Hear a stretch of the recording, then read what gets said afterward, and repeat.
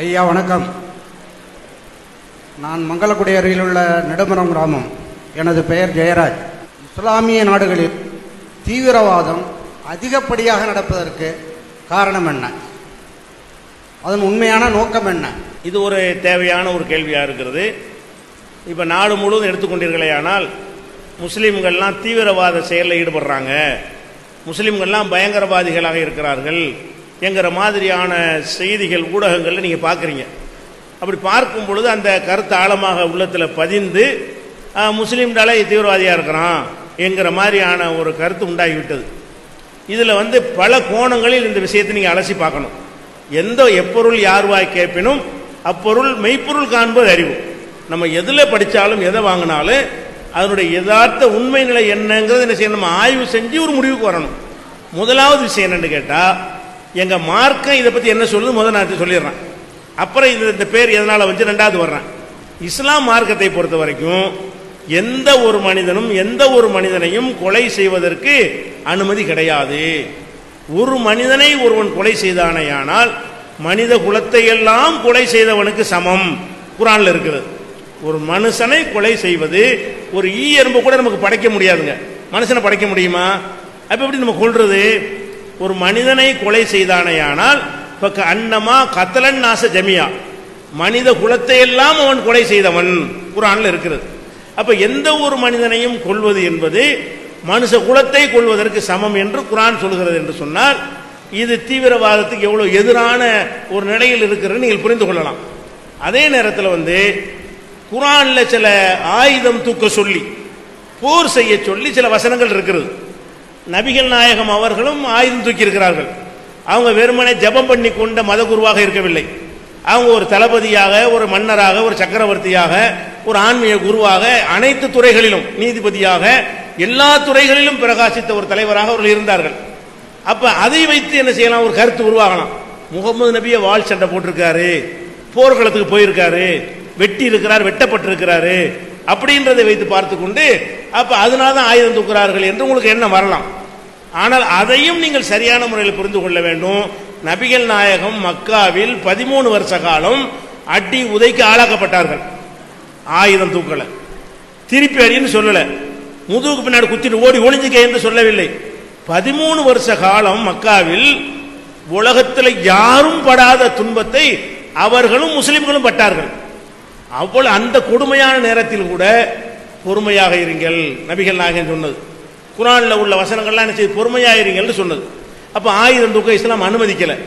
எப்ப ஆயுதம் தூக்குற பிரச்சனை வருது என்று கேட்டால், மக்காவிலிருந்து விரட்டப்பட்டு ஒரு நாட்டை உண்டாக்கின பிறகு, நாட்டுக்கு சக்கரவர்த்தியாக ஆன பிறகு எதிரி நாட்டவர்கள் படையெடுத்து வருகிறார்கள். படையெடுத்து வரும் பொழுது ஒரு நாடு என்ன செய்யும்? இந்தியா மீது பாகிஸ்தான் படையெடுத்து வந்தால் இந்திய ராணுவத்துக்கு நம்ம என்ன கட்டளை போடுவோம்? வெட்டுங்கள்னு தான் போடுவோம், சுடுன்னு தான் போடுவோம், புகுந்து தாக்குன்னு தான் சொல்லுவோம். அப்படி செய்யலைன்னா ராணுவம் அந்த நாடு தேவையில்லை, அப்படி ஆட்சி தேவையில்லை. ஒவ்வொரு நாடும் தனது குடிமக்களை பாதுகாத்துக் கொள்வதற்காக போர் செய்துதான் ஆக வேண்டும். இப்ப நபிகள் நாயகம் அந்த நிம்மதியாக ஆட்சி நடத்தும் பொழுது சொந்த ஊர்ல இருந்து விரட்டினது மட்டும் இல்லாம கூட்டத்தை திரட்டி கொண்டு வந்து மதீனா நகரத்தை அழிப்பதற்கு வந்தார்களேயானால், அப்ப நீ போய் போர் செய்யு சொல்லாம நபிகள் நாயகம் என்னஞ்சாங்க, போர்க்கவசம் அணைந்து வாள் எடுத்து அவங்க தளபதியாக புறப்பட்டு போய் போர்க்களத்தில் சந்தித்து எதிரிகளை முறியடித்தார்கள். அந்த மாதிரி போர்க்களங்களில் நீங்கள் எதிரிகள்கிட்ட சமரசம் பேசாதீர்கள், போர்க்களங்களில் உயிருக்கு அஞ்சாது போரிடுங்கள் என்று குர்ஆன்ல இருக்கிறது. இது அரசாங்கத்துக்கு சொல்லப்பட்ட கட்டளை. ஒரு அரசாங்கம் இருக்குமையானால் அவங்க போர், நம்ம ராணுவ வீரர்கள் போருக்கு பயந்தானே என்ன ஆகும்? நம்ம ராணுவத்தில் வீர சம்பளம் கொடுத்து வச்சிருக்கிறோம், போர் வரக்கூடிய நேரத்தில் கை கட்டிட்டு உட்கார்ந்தாண்டா நாடு நாசமாயிரும். அப்ப போர்க்களம் என்று வந்தக்கூடிய நேரத்தில் ஆயுதம் தூக்கித்தான் ஆக வேண்டும், அதை ஊக்கப்படுத்த வேண்டும். ஒவ்வொரு நாடும் செய்யக்கூடிய வேலையை இஸ்லாமிய நாடும் செய்தது. அது ஒவ்வொரு நபரும் ஆயுதம் தூக்குவதற்கு ஆதாரமாகாது. இப்ப திருடினால் கையை வெட்டுங்கள் குர்ஆன்ல இருக்குது. திருடினா கையை வெட்ட முடியுமா? இஸ்லாமிய அரசாங்கம் இருந்தால் அதை செய்யணும் அர்த்தம். திருடியவனை கையை வெட்டணும் என்று சொன்னால் அதுக்கு என்ன அர்த்தம்? ஒரு முஸ்லிம் அரசாங்கம் இருக்குமையானால் திருட்டுக்கு இந்த தண்டனையை கொடுங்கள் அப்படின்னு அர்த்தமே தவிர ஒவ்வொருவரும் அந்த சட்டத்தை கையில் எடுங்கள் அந்த அர்த்தம் கிடையாது. கண்ணுக்கு கண் பல்லுக்கு பல் என்று இஸ்லாமிய சட்டம் இருக்கிறது. ஒருத்தன் என் கண்ணை நோண்டி விட்டான் என்று சொன்னால் இஸ்லாமிய அரசாங்கத்தில் என்ன தண்டனை என்றால் அவன் கண்ணை நோண்ட வேண்டும். அப்பதான் அடுத்தவங்க நோண்ட மாட்டான். அவன் என் பல்ல உடைச்சான், அதே பல்ல அவனுக்கு உடைக்க வேண்டும். அதை நான் செய்யக்கூட அரசாங்கம் செய்ய வேண்டும். என் பல்லை ஒருத்தன் உடைத்து விட்டான் என்று சொன்னால் ஒரு இஸ்லாமிய அரசாங்கத்தில் நான் வழக்கு போட்டால் அந்த நீதிமன்றம் என்ன தீர்ப்பு அளிக்க வேண்டும் என்றால் அதே பல்லை அவனுக்கு உடை. அரசு தான் அதை செய்ய, நான் செய்யக்கூடாது. அந்த மாதிரியான ஒரு அடிப்படையில் இஸ்லாத்தில் சொல்லப்பட்டிருக்கிறதை எங்கள்ல உள்ள சில கிறுக்கனும் தவறாக விளங்கிட்டான். அது ஒரு விஷயம். நபிகள் நாயகம் ஆயுதம் தூக்கி இருக்கிறாங்க. அவர் சக்கரவர்த்தியா இருந்து ஆயுதம் தூக்குனாரு, தளபதியா இருந்து ஆயுதம் தூக்குனாரு, நாட்டு மக்களை பெண்களை காப்பாற்றுவதற்காக ஆயுதம் தரித்தாரு. எங்களை மாதிரி அடி வாங்கி கொண்டிருக்கிற நேரத்தில் ஆயுதம் தூக்கல அவர். அது போக இந்த மாதிரி ஆயுதம் தூக்குனது நபிகள் நாயகம் மட்டுமா? எல்லா மதத்தினுடைய புண்ணியவான்களும் தூக்கி இருக்கிறார்கள். தாவீது ராஜா ஆயுதம் தூக்கலையா? சாலமோன் தூக்கலையா? எல்லா மன்னர்களும் நினைஞ்சிருக்கிறாங்க. பைபிளில் சொல்லப்படுற மன்னர்கள்லாம் தூக்கி இருக்கிறாங்க. ஏன் ராமர் ஆயுதம் தூக்கலையா? அவர் நம்ம இந்துக்கள் புனிதமாக கருத தானே செய்யறீங்க. நம்ம பக்கத்தில் உள்ள இலங்கையில் வரைக்கும் படையெடுத்து வந்தார்ல, ராவனோட சண்டை போட்டார்ல, அதெல்லாம் ராமாயணங்கிறது. அப்ப ராமர் எப்படி தன்னுடைய மனைவியை கடத்தி கொண்டு போய் விட்டார்கள் என்பதற்காக வேண்டி அவர் ஆயுதம் தூக்கினாரோ, அவர் ராஜாவாக இருந்து ஆயுதம் தூக்கினாரோ, அதை தர்ம யுத்தம் என்று இந்து மக்கள்லாம் நீங்க நம்புகிறீர்களோ அதே மாதிரி தர்ம யுத்தம் முகமது நபி செய்தது தர்ம யுத்தமே தவிர அரசின் அதிபர் என்ற முறையில் செய்ததை தவிர சின்ன சின்ன ஒரு 10 பேரை சேர்த்துக்கொண்டு குழுக்களை சேர்த்துக்கொண்டு செய்த யுத்தம் அல்ல. இதை நம்ம வித்தியாசத்தை விளங்கிக் கொள்ள வேண்டும். மகாபாரதம் கீதை என்னது? அதுவும் யுத்தம் தானே. அதுவும் யுத்தத்தில் நடந்ததானே. பாண்டவர்கள் கௌரவர்களுடைய சண்டை என்னது? யுத்தம் தானது. அப்ப அதை பார்த்தமையானால் இந்து மதத்திலையும் புண்ணியவான்கள் யுத்தம் செய்திருக்கிறார்கள், கிறிஸ்துவ மதத்தினுடைய புண்ணியவான்கள் யுத்தம் செய்திருக்கிறார்கள், முஸ்லிம் மதத்துடைய புண்ணியவான்கள் யுத்தம் செய்திருக்கிறார்கள். இதெல்லாம் நாட்டை காப்பதற்கு செய்த விஷயங்கள். இது எங்க மார்க் அடிப்படையில் உள்ளது, நீங்க விளங்கிக் கொள்ள வேண்டும். ஒன்று. அடுத்ததாக யுத்தம் நடக்கும்ல, அப்ப கூட நபிகள் நாயகம் உத்தரவு போடுறாங்க, நீங்கள் யுத்தம் நடத்தினால், யுத்தத்திலே ஜெயித்தால், போரில் ஜெயித்தால் நீங்கள் எதிரி நாட்டினுடைய எந்த செல்வத்தையும் சூறையாடக்கூடாது, மரஞ்செடிகளை வெட்டக்கூடாது, பெண்களை கொல்லக்கூடாது, குழந்தைகளை கொல்லக்கூடாது, பிற மதத்தின் மத குருமார்களை கொல்லக்கூடாது, பொது சொத்துக்களை சேதப்படுத்தக்கூடாது, போரில் எதிர்த்து நிற்கிறவனை தவிர யாரையும் கொல்லக்கூடாது, ஆயுதத்தோடு நம்மளை தாக்க வருகிறவனை தவிர யாரையும் கொல்லக்கூடாது என்று போர்க்களத்திலும் ஒரு புது இலக்கணத்தை நபிகள் நாயகம் சொன்னார்கள். இன்னைக்கு நம்ம சங்ககால போர்களை எல்லாம் நீங்க பாத்தீங்கன்னு சொன்னா, ஒரு நாட்டை ஜெயிச்சுட்டாங்கன்னா யானையை விட்டு தண்ணியெல்லாம் கலக்குவாங்க. இலக்கியங்களை படிச்சு பாருங்க. தமிழ் இலக்கியத்தில் சங்ககால இலக்கியங்களை படிச்சீங்கன்னா ஜெயிச்ச நாடுகள் தோத்த நாடுகள் என்ன பண்ணுவாங்க? அங்க உள்ள பெண்களை பிடித்து வந்து கூந்தலை வெட்டுவார்கள், அகோரப்படுத்துவார்கள், அல்லது மானபங்கப்படுத்துவார்கள். நாங்க ஜெயிச்சிட்டோம் என்று காட்டுவதை எங்க கொண்டு மக்கள்கிட்ட காட்டுவார்கள். நபிகள் நாயகம் சோல்ஜர்கள்ட்ட மட்டும்தான் காட்டினார்கள். போருக்கு வந்த வீரர்கள்ட்ட மட்டும்தான் நீங்கள் அவர்கள் பகைவர்கள், அவங்கெல்லாம் பொதுமக்களை ஒன்றும் செய்யக்கூடாது, இப்படி போர் நெறி இருக்கிறது. இது தவிர மற்ற நேரத்தில் ஆயுதம் தரிப்பதற்கு எங்களுக்கு அனுமதி கிடையாது. இதை விளங்கிக் கொள்ள வேண்டும், இஸ்லாம் சொல்லக்கூடிய விஷயம். அடுத்ததாக இந்த சில தீவிரவாத செயல்கள் நாட்டில் நடக்கிறது. என்ன தீவிரவாதம்? குண்டு வைக்கிறாங்க. எங்க வைக்கிறான்? பஸ் ஸ்டாண்டில் வைக்கிறான், ரயில்வே ஸ்டேஷன்ல வைக்கிறான், ஆஸ்பத்திரியில் வைக்கிறான். அதுல சாவுறதெல்லாம் பொதுமக்கள் சாவுறாங்க. அப்ப இது எந்த ஒரு எதிரியும் இல்லை, யாராவது நம்பரை காட்டி பயங்காட்டுறதுக்கு செய்யப்பட்ட காரியம் என்று பழிச்சென்று தெரிகிறது.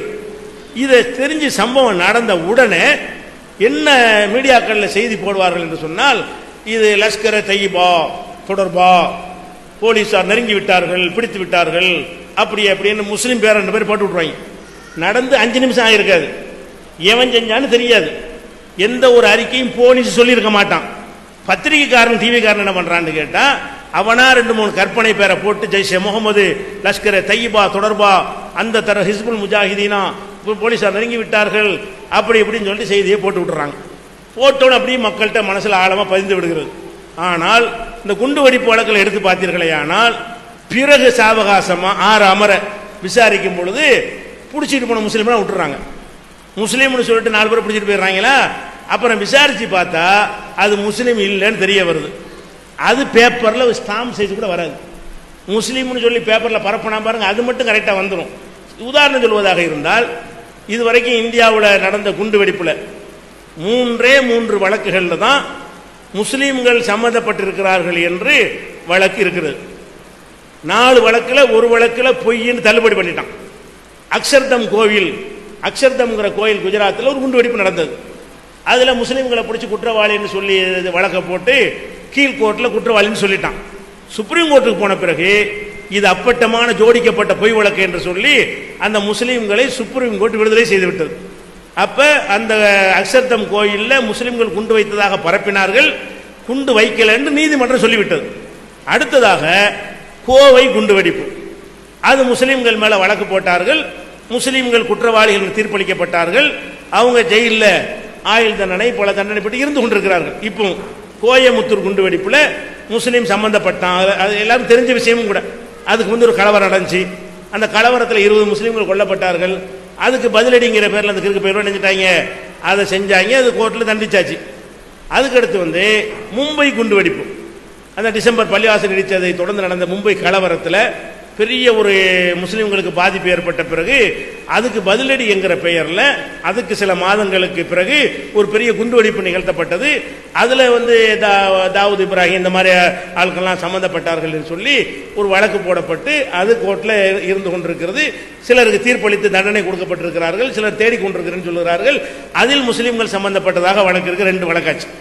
ஒரு 3 வழக்கில் ஒரு வழக்கு விடுதலை ஆயிடுச்சு, 2 வழக்கு முஸ்லீம்களை சொல்லியிருக்கிறாங்க. அதுக்கப்புறம் அந்த ரயில் ஒரு குண்டு வெடிப்பில் என்னஞ்சாங்கன்னு கேட்டால் முஸ்லீம்களை போட்டு இப்போ முந்தா நாள் தீர்ப்பளிச்சிருக்கிறாங்க. இதை தவிர உள்ள எல்லா குண்டு வெடிப்புகளும் இந்துத்துவ சக்திகளுடைய ஆட்கள் மேலே வழக்கு போடப்பட்டு ஜெயிலில் இருக்கிறாங்க.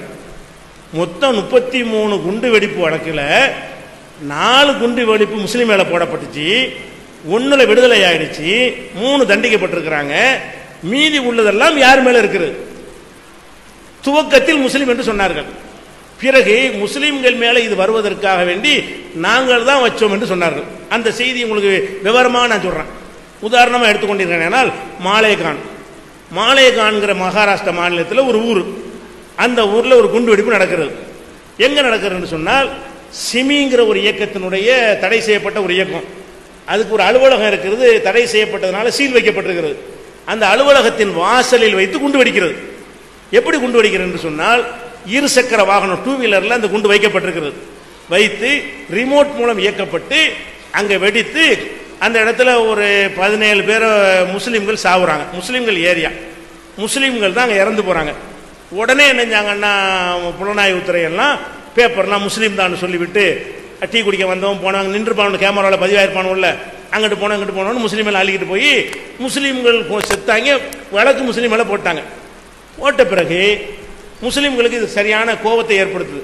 என்னடா இது, நாங்கள் செத்துருக்குறோம், எங்கள் ஏரியா, இதில் கொண்டாந்து நாங்களே வெப்பமாக கொண்டு எதுக்கு எடுத்தாலும் ஏண்டா முஸ்லீம்னு சொல்கிறீங்கன்னு முஸ்லீம்களுக்கு பெரிய அளவில் மகாராஷ்டிராவில் ஒரு போராட்ட பேரணி நடத்தினாங்க. அதுக்கு பிறகு என்ன செஞ்சாங்கன்னா மத்திய மகாராஷ்டிரா அரசாங்கம் ஏடிஎஸ்ன்னு சொல்லிட்டு ஒரு சிறப்பு ஒரு புலனாய்வு பிரிவு அமைச்சு அவங்கள விசாரிக்க சொல்கிறாங்க. நீ பாரபட்சம் இல்லாமல் இது யாருன்னு கண்டுபிடிங்க. அந்த சிறப்பு புலனாய்வு கூட என்ன செய்யுதுன்னா அது வந்து விசாரிக்குது.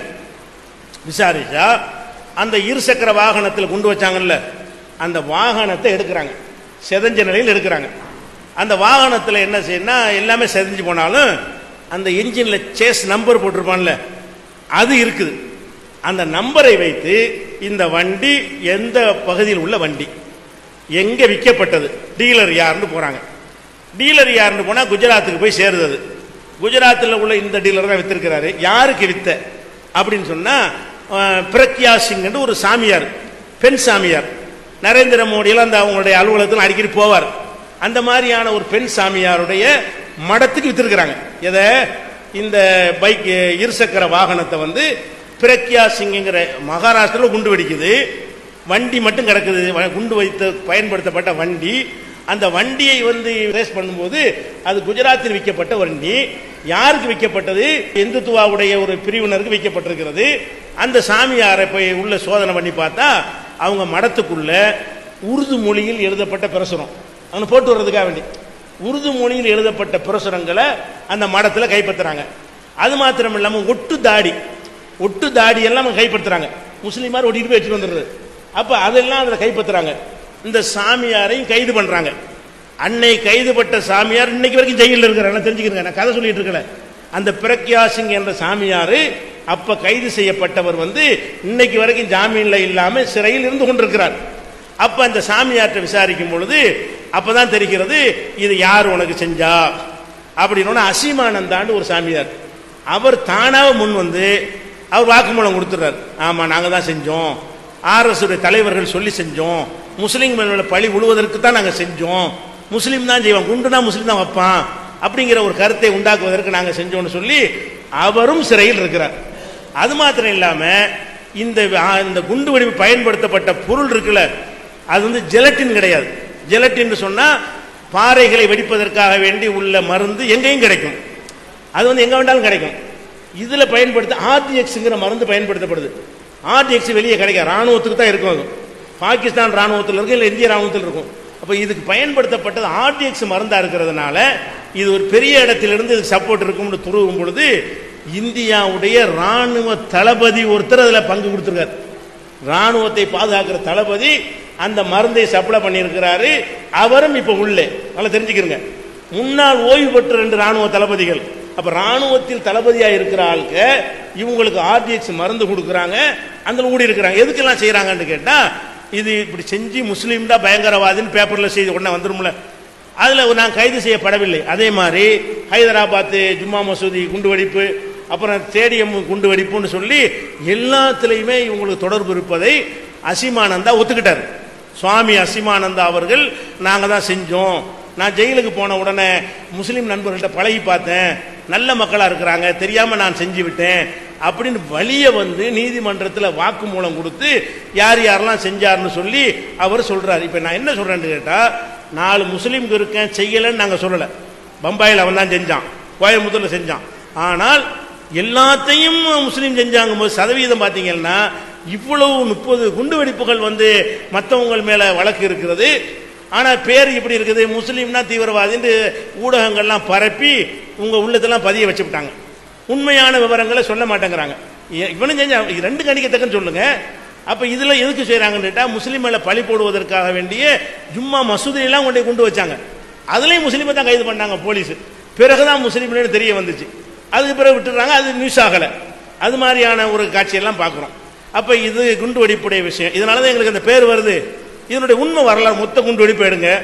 குண்டு வைத்தது யார் என்று ஒரு சிடியும் போட்டிருக்கிறோம், குண்டு வைத்தது யார் என்று புஸ்தகமும் போட்டிருக்கிறோம், டேட் வாரியா என்னென்ன கேஸ் எல்லாம் போட்டிருக்கிறோம். அப்ப எதுக்கு சொல்றேன்னு கேட்டா, இந்த தீவிரவாதிங்கிறதுல நாங்க எங்கள்ல சில கிறுக்கம் இருக்கிறோம், அது கண்டிக்கத்தக்கது. அது நாங்க ஆதரிக்கவே இல்லை. கோயம்புத்தூர் குண்டு வெடிப்புல சம்பந்தப்பட்டவர்களுக்கு எங்க மக்கள் யாருமே வழக்கு கூட உதவி செய்யல. அரசாங்க வழக்கறிஞர் வச்சு வாதாடினாங்க. வழக்கு வைக்க காசு இல்லாம நாங்க யாரும் உதவி செய்யாதனால அரசாங்க வழக்கறிஞர் நியமித்து தான் வாதாடினார்களே தவிர, அதனால தண்டிக்கப்பட்டு உள்ள இருக்கிறார்கள். நாங்க யாரும் சப்போர்ட்லாம் பண்ணல, முஸ்லீம்கள் அவங்களை ஆதரவா நின்றமா இல்ல.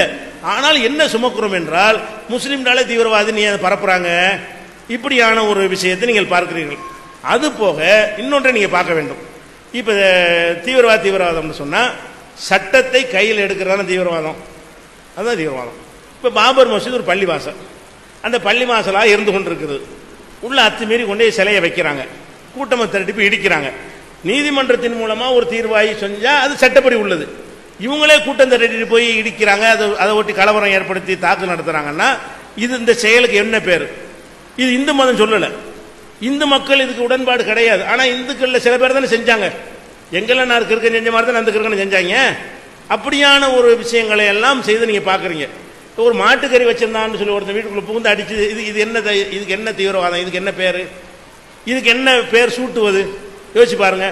அப்ப என்ன மாதிரினா எங்களை ஒரு அந்நியப்படுத்துற மாதிரி, இந்து மக்கள்லாம் வெறுக்கிற மாதிரி ஒரு அரசியலுக்காக வேண்டி இவங்களுக்கு பார்த்தா வீட்டுக்கு வாடகைக்கு வீடு தர மாட்டாங்க. டவுன்ல எல்லாம் பாத்தீங்கன்னா முஸ்லீம் பிள்ளைகளை பள்ளிக்கூடத்தை சேர்க்க மாட்டேங்கிறான், வாடகைக்கு இடம் கிடைக்க மாட்டேங்குது, கடையில் வேலைக்கு சேர்க்க மாட்டேங்கிறான், பக்கத்தில் பிரயாணம் பண்ணி போனா சந்தேகமா எங்களை பார்க்கறான். இந்த மாதிரியான ஒரு எண்ணத்தை உண்டாக்கி அவர்கள் ஜெயித்து விட்டார்கள். அதை நாங்கள் பார்த்து கொண்டிருக்கிறோம். அந்த கசப்பை உருவாக்குவதில் எல்லா ஊடகங்களுமே அதில் உறுதுணையாக நிற்கிறார்கள். இதில் நீங்க அதை ஒன்று பார்த்துக்கிறேன். அடுத்து என்னன்னு கேட்டா, உலகளாவிய அளவில் முஸ்லீம் நாடுகளில் தீவிரவாதம் அதிகமாக இருக்குது. அதனால இந்த பேர் உங்களுக்கு வந்திருக்கலாம். எங்கெல்லாம் தீவிரவாதம் நடக்குது, ஆப்கானிஸ்தான் அது முஸ்லீம் நாடு, அதே மாதிரி ஈராக் அது முஸ்லீம் நாடு, அது மாதிரி சிரியா இப்போ நடந்து கொண்டிருக்கு, அது முஸ்லீம் நாடு. அப்போ முஸ்லீம் நாடுகளில் தான் இந்த மாதிரியான சண்டைகள் நடந்து கொண்டிருக்கிறது. அதனால தீவிரவாதி என்று சொன்னீர்களே, ஆனால் அதுலேயும் சில உண்மைகள் இருக்கிறது. என்ன உண்மை என்றால், அங்கே நடக்கிற சண்டை இஸ்லாத்துக்கு நடக்கலை. நல்ல விளங்கிக்கணும், இஸ்லாத்தின் பெயராலும் நடக்கவில்லை. அங்கே நடக்கிற சண்டை என்னவென்று சொன்னால், அரபு நாடுகளில் பெட்ரோல் வளம் இருக்கிறது. அதுக்கு முன்னாடி எந்த நாயும் அதை கண்டுகொள்ளவே இல்லை. அரபு நாடுகளில் பெட்ரோல் வளம் வந்த பிறகு அமெரிக்கா, பிரிட்டன் போன்ற வல்லரசு நாடுகள் அந்த நாட்டு பெட்ரோலை தனதாக்கி கொள்ள வேண்டும், அதன் மூலமாக எப்போதும் பணக்கார நாடுகள் என்று தக்க வைத்துக் கொள்ள வேண்டும் என்பதற்காக அந்த நாட்டில் உள்ள போய் இறங்கி, ஈராக்கில் இறங்கி அந்த அதிபரையை தூக்கலையும் போட்டுவிட்டு அவங்க பொம்மை ஆட்சி நிறுவனாங்க பாருங்களேன். அப்ப அந்த மக்கள் என்ன செய்யறாங்கன்னு கேட்டா, எங்க நாட்டை நீ ஆள்வதா, சுதந்திர போராட்டம். முஸ்லீம் நாட்டில் இறங்குனதுனால முஸ்லீம் போராடுகிறாங்க. அப்ப ஈராக்கில் உள்ள அரசாங்கம் ஈராக் அரசாங்கம் இல்லை, அமெரிக்க அரசாங்கம். அவன் நியமித்த பொம்மை அரசாங்கம் அமெரிக்கா சொன்னபடி ஆட்சி படைக்கிறார்கள் என்று கோபத்தில் அமெரிக்கா இருக்கும் போதும் தாக்குதல் நடத்தினார்கள். அமெரிக்காக்காரன் பயந்து ஓடிட்டு பொம்மை அரசாங்கம் வச்சிருக்கிறான், அவனுக்கு எதிராக தாக்குதல் நடத்தினார்கள். அப்ப இவன் நுழைஞ்சது முஸ்லீம் நாடா இருக்கிறதுனால முஸ்லீம்கள் தான் போராட வேண்டி இருக்கிறது. இந்தியாவில் நுழைஞ்சதை இந்துக்கள் போராடி இருப்போம் அதிகமா. இந்தியாவில் நுழைஞ்ச ஒரு காலத்தில் விரட்டி விட்டோமா இல்லையா? அப்ப இந்தியாவில் வெள்ளக்காரன் வரும்பொழுது எப்படி நம்ம எல்லாரும் சேர்ந்து அவனை விரட்டினோமோ, அதுக்கு மதம் காரணம் கிடையாது. எங்க நாட்டுக்கு நீ எப்படி ஆள வரலாம், அதான் காரணம். இதே காரணத்துக்காகத்தான் ஆப்கானிஸ்தான்லையும் தாக்குதல், ஈராக்லையும் தாக்குதல், எல்லா தாக்குதல்களுமே எதுக்கு நடக்குதுன்னு கேட்டா, அமெரிக்காவின் கைக்கூலி அரசாங்கம் எங்க நாட்டில் இருக்கக்கூடாது, அமெரிக்கா வெளியேறு, எண்ணெய் நிறுவனங்கள் எல்லாம் அவன் பேர்ல ஒப்பந்தம் போட்டுக்கிட்டான், அவனுக்கு தான் அவன் அடிமாட்டு விலைக்கு சப்ளை பண்ணணும். அதுக்காக வேண்டி ஒரு பொம்மை அரசாங்கத்தை வச்சு எண்ணெய் வளத்தை கொள்ளையடிக்கிறான். இதை பொறுக்க முடியாத உள்ளூர் மக்கள் கொந்தளிக்கிறார்கள். அவங்க மார்க்கத்துக்கு செய்யவில்லை, மார்க்கத்தை பேணுவதற்கு இஸ்லாத்தின் பெயராலும் நடக்கவில்லை. எங்க நாட்டை நீ ஆள்வதா, அது ஒரு சுதந்திர போராட்டம். வியட்நாமில் போய் அமெரிக்காக்காரன் இதே மாதிரி ஆக்கிரமிச்சான். அப்ப வியட்நாம்காரங்க எதிர்த்து போராடினாங்க. அது மாதிரி தான் இது. இப்ப நடக்கிறலாம் சீசன்லாம் முஸ்லீம் நாடுகளில் போய் இறங்கிட்டு இருக்கிறாங்க. அதனால முஸ்லீம் நாடு எதிர்க்கிறான். நாளைக்கு இந்தியாவில் இறங்கினான்னு சொன்னா நீங்களும் தான் எதிர்ப்பீங்க அவனை. ஈராக்கில் செய்யற வேலை நீங்க செய்வீங்க, நான் செய்வேன். ஏன் சுபாஷ் சந்திர போஸ் அதானே செஞ்சாரு? அவங்க அடிச்சு கொண்டாரா இல்லையா, தாக்குனாரா இல்லையா, வெள்ளக்கார துறைகள்லாம் சுட்டு தள்ளினாரா இல்லையா? அப்ப சுபாஷ் சந்திர போஸ் இருக்கும்பொழுது, நேதாஜி சுபாஷ் சந்திர போஸ் இருக்கும் பொழுது என்ன மாதிரி வழிமுறையை கையாண்டார்களோ, அது தேசத்தை பாதுகாப்பதற்கு செய்தார்களோ, அதை அவங்க செய்யறாங்க. நம்ம நாட்டுக்கு வந்தா நம்ம செய்வோம். இதனால முஸ்லீம் நாட்டில் நடக்கிறதுனால அது இஸ்லாமிய தீவிரவாதி. அவங்க இஸ்லாத்தை பேணாத ஆளுக்கு என்ன சொல்ல போனோம், ஈராக்கில் உள்ளவன்லாம் இஸ்லாத்தை பேணாத மக்கள். எங்க நாட்டை நீங்க போட்டு ஆள்றதான் பஞ்சாயத்து. அவன் எந்த மதத்துக்காரனா இருந்தாலும் இதுக்காக சண்டை போடுவான். அந்த சண்டை தான் நாங்க நடக்கிறது. இதான் மேட்ரு. முஸ்லீம்ல சில கிறுக்க இருக்காங்க, நாங்க மறுக்கலாம் இல்லை, எல்லா மதத்திலும் இருக்கான். எல்லா மதத்திலும் இந்த மாதிரி கிறுக்கு போய் ஆயுதம் இருக்கிறான் அப்படின்னு புரிந்து கொள்ள வேண்டிய ஒரு விஷயத்தை இஸ்லாமிய கலர் பூசுறதுனால இந்த எண்ணம் உண்டாகி